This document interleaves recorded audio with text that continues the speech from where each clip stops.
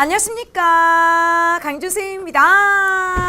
자, 우리 오늘의 회의소 시간에는요 3학년 2학기 과정의 첫 번째 단원 통계에서 정말 중요한 부분을 배웁니다. 자료의 특징을 한눈에 알아볼 수 있게끔 해주는 수치가 필요합니다. 왜? 통계를 배우는 이유는요, 자, 흩어져 있는 자료들을 모아 잘 정리하여 자, 지금의 과거의 상황에서 그래 현재의 상황 그래 미래까지 예측할 수 있는 이런 능력을 갖추기 위해서 우리가 통계를 배우는데, 그렇다면 자료들을 모았습니까? 자료들을 정리를 했을 때 이 자료들을 정확하게 하나의 수로 좀 표현을 해줄 수 있는 이런 방법이 필요하겠는데요. 중학교 3학년 과정에서 이제 본격적으로 자료의 특징을 표현을 하는 방법으로 대표값과 산포도를 배웁니다. 자, 이때 이 대표값에서 중요한 세 가지 부분을 질문을 한 우리 영은 제자님을 만나보려고 합니다. 슬슬 또 2학기 과정을 공부를 하면서 우리 헤이소 패밀리들이 하나 둘씩 모여들고 있는데요. 우리 오늘 영은 제자님의 질문과 질문 내용 그리고 우리 영은 제자님 만나보도록 할까요? 영은 제자님, 지영은 제자님 안녕하세요. 3학년 2학기 과정을 또 열공하고 있는 쌤이 영은 제자님 기다리고 있었답니다. 자, 지금부터 우리 이제 2학기 과정 열공합니까? 여름방학에도 확실하게 퍼펙트하게 수학 실력 잡아서 그래 2학기 첫 번째 시험에 쌤한테 또 좋은 점수 꼭 얘기를 해줘야 됩니다. 쌤 또 기대하고 있어요. 벌써부터 기대하고 있는데요. 우리 영은 제자님의 질문, 자, 우리의 특별한 강의를 좀 시작을 해보려고 합니다. 첫 번째 단원 통계를 배운다. 중학교 1학년 때 통계를 배웠다가 이제 중학교 3학년 통계 부분에서 뭔가 이제 좀 더 확실해져요. 그러니까 통계라고 하는 것이 쌤이 앞부분에서 설명을 했었는데 자료들을 모아 자료의 특징들을 정리를 해. 그래가지고 자, 우리 과거에서 현재에서 미래로 예측을 하기 위해서 뭔가 하나의 수치가 좀 필요합니다. 하나의 수치, 뭐 예를 들어서 우리 생활 속에서도 아주 많이 볼 수 있는데 우리나라의 평균 수명이 과거에는 몇 세에서 현재에는 몇 세인 걸 봐서 미래에는 몇 세가 될 것 같아요. 바로 하나의 특징을 대표할 수 있는 수치가 필요하죠. 자, 이걸 바로 이제 뭐라고 얘기를 하냐면 대표값이라고 얘기를 합니다. 수학에서 또 용어들이 다량 나와. 첫 번째 통계 단원에서 다량 나와. 하지만 그래도 수학 용어의 좋은 점은요, 딱 보면 냄새가 나. 무조건 암기를 하는 게 아니라 얘는 뭘 것이다 라는 것을 생각을 하고 있으면 되는데, 대표값, 바로 자료의 특징을 하나로 대표할 수 있는 값을 우리는 대표값. 과거의 평균 수명은 이랬었는데요. 현재의 평균 수명은 83세, 미래에는 아마 100세까지. 자, 이런 식으로 하나의 수치가 필요하다는 거지. 바로 얘를 대표값이라고 얘기를 합니다. 우선 우리가 가장 많이 쓰는 건 중학교 1학년 때부터 단지 대표값이라는 말을 쓰지 않았다 뿐이야. 평균을 가장 많이 써. 그리고 우리 반의 수학 점수와 니네 반의 수학 점수를 비교를 하고 싶습니다. 자, 이때 우리는요, 한마디로 우리 반의 수학 점수, 우리 반을 대표할 수 있는 값으로 평균을 쓰죠. 우리 반의 평균과 자, 옆 반의 평균을 비교를 하면서 어떤 반이 성적이 더 좋아요 라고 이제 얘기를 할 수 있잖아요. 따라서 자료를 대표하는 값으로는 우선 평균을 가장 많이 쓴다. 대표값이 뭐예요? 대표할 수 있는 값이야. 그대로 해석하세요.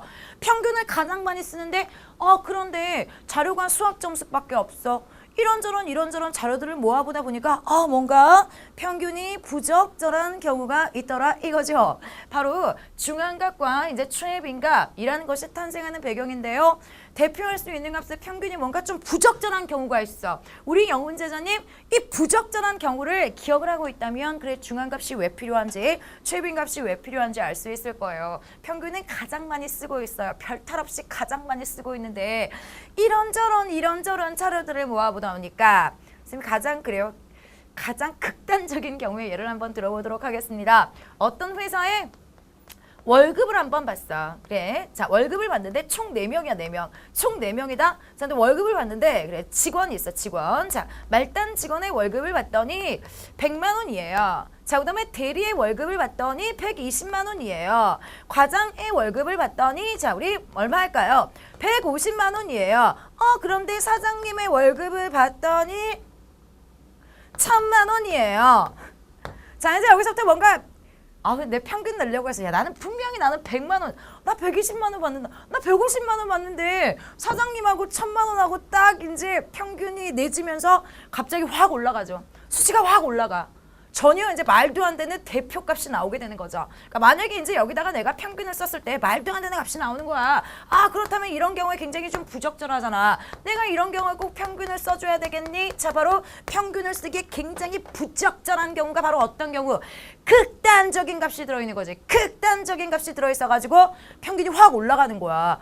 내가 몸으로 느낄 수 없는 수치가 나와버리는 거죠. 자, 이런 경우 때문에 이제 우리 중앙값이라는 것이 탄생을 합니다. 그래, 이런 경우에는 얘네들을 자료를 쌤이 이제 뭐 수업 시간에 소개를 했기 때문에 중앙값의 셈이란 부분은 자, 수업 시간에 다시 한번 확인을 하시고, 그래, 얘네들을 작은 쪽에서 크기 순으로 나열을 해보는 거야. 아우, 1000만 원 때문에 내가 받는 돈하고는 완전히 거리가 멀어져 버리잖아.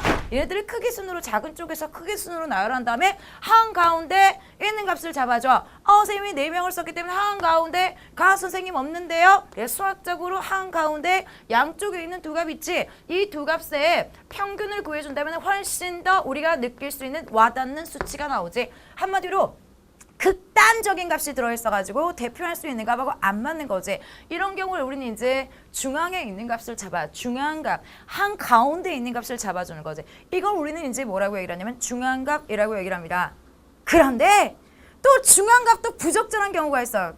자, 가장 또 와닿는 경우로 얘기를 할게. 우리 반에서 내가 키우고 싶은 애완동물을 조사를 해봤어. 애완동물을 조사를 했다. 아, 강아지 손 들어봐, 강아지. 강아지 키우고 싶은 사람? 그러니까 이제 이 평균 같은 경우에 내가 수학 점수를 구하려고 했다. 자, 수학 점수 같은 50점에서 60점, 60점에서 70점, 70점에서 80점대. 막 이런 식으로 이제 별량들을 우리가 뭐 나누면서 수로 표현이 되잖아요. 그래서 몇 점이라고 얘기를 할 수 있는데 별량을 봤어. 자, 이번엔 내가 좋아하는 애완동물, 키우고 싶은 애완동물을 조사를 합니다. 강아지에 7명. 고양이에 몇 명 할까? 고양이에 그래 3명. 미안해요. 생각나는 게 밖에 없다. 이구아나에 5명. 이런 식으로 있어가지고 총 합 5명의 키우고 싶은 애완동물을 조사를 했더니 이런 식으로 나온 거다. 자, 그렇다면 자, 지금부터 이제 우리가 평균을 낼까? 평균을 내려고 하는데 별량이 숫자가 아닌 거죠. 별량이 숫자가 아니야. 그렇다면 내가 이제 여기서 어떻게 할까? 그래, 7이라고, 강아지 제일 많이 7? 아니면 7, 3, 5 평균을 낼까? 강아지, 고양이, 이구아나가 숫자가 아닌데 이렇다면 어떻게 하지? 이런 경우에는 우리가 그냥 뭔가 수로 표현하기가 부적절한 경우가 있어요. 부적절한 경우에 이제 우리 가장 빈도수가 최빈값 또 냄새가 난다. 가장 빈도수가 많은 값이요. 가장 한마디로 학생 수가 많은, 도수가 많은 부분의 값을 그래, 꼭 내가 수로 읽어야 되겠니? 7명. 가장 좋아하는 애완동물 얘기하라니까 7명. 아니, 그냥 우리가 강아지라고 얘기를 하자. 그래, 수로 표현을 하기가 굉장히 부적절한 경우가 있어. 또 수로 표현을 하기에는 뭔가 좀 대통령 선거 같은 경우에 자, A 후보가 몇 표를 얻었어. B 후보가 몇 표를 얻었어. 자, 이런 경우에 가장 대표할 수 있는 값으로 자, 뭘 정하지? 자, 수로 표현하기가 좀 곤란합니까? 아니, 또 이런 경우에는 가장 선호하고 있는 후보가 있을 거라는 거지.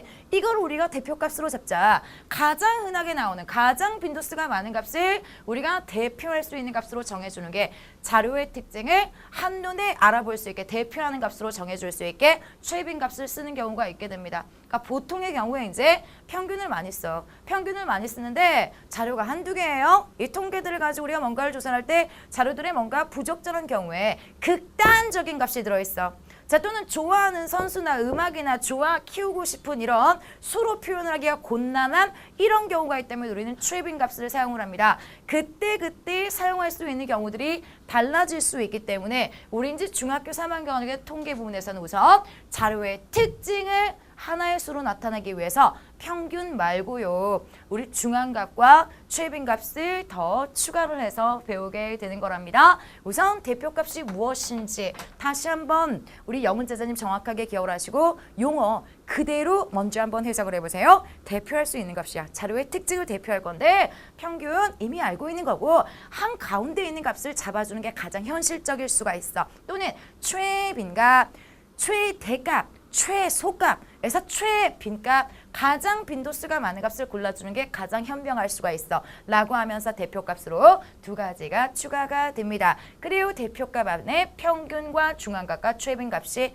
포함이 되면서 얘네들을 이제 우리가 교과 과정에서 배우게 된답니다. 우선 가장 중요한 것은요. 얘를 배웠습니다. 어디다 씁니까? 어떤 경우에 각각 장단점을 가지고 있는지 왜 배우는지를 꼭 기억을 한다면 자 문제들 쉽게 접할 수 있을 거예요. 우리 영훈 제자님 대표값 그리고 앞으로 이제 좀 까다로운 부분들이 있을 거야. 특히나 통계 부분의 특성상 막 계산하기 복잡한 선생님이 수업 시간에 강조하죠. 계산하기 복잡한 계산하기 싫은 부분이 나올 수도 있다. 하지만 통계의 어쩔 수 없는 특징이므로 꼼꼼하게 처음부터 끝까지 계산기의 도움은 되도록 받지 마시고 꼼꼼하게 점검하세요. 특히 이번 방학에는 우선 얘네들의 용어 정리, 얘네들이 왜 나왔니, 왜 배우니, 그리고 이것들에 얽혀있는 원리들을 기억을 하면서 꼼꼼하게 기억을 하세요. 우리 영훈 제자님 선생님이 또 앞으로 공부하는 모습 많이 지켜보고 있을 겁니다. 가장 열공하고 있는 선생님이 제자 중에서 한 명인 우리 애제자 영훈 제자님 오늘도 열공하세요. 파이팅!